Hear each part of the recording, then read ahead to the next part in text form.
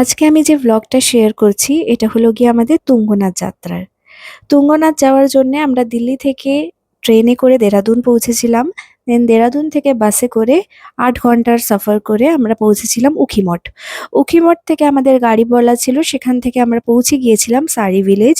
সারি ভিলেজ একটা ছোট্ট গ্রাম, খুবই সুন্দর একটা গ্রাম, খুবই শান্ত, যেখানে আমরা ২ দিন ছিলাম। অ্যান্ড সেখান থেকেই আমরা চোপতা পৌঁছে গিয়ে তুঙ্গনাথের জন্য যাত্রা শুরু করেছিলাম। তুঙ্গনাথের ট্রেকটা আমার হিসাবে মডারেট, মানে খুব কঠিনও না, আবার খুব সোজাও নয়। আমি খুবই এনজয় করেছি এই ট্রেকটা। এটা আমার লাইফে ১ম ট্রেক ছিল। আর আমি মানে যখন আমরা তুঙ্গনাথের মন্দিরে পৌঁছেছিলাম, সেখান থেকে যে পাহাড় দেখা যাচ্ছিল বা সেখান থেকে মেঘগুলো যে এত কাছে ছিল, খুবই সুন্দর ছিল। ট্রেক রিলেটেড ডিটেলসের জন্য কমেন্ট করো।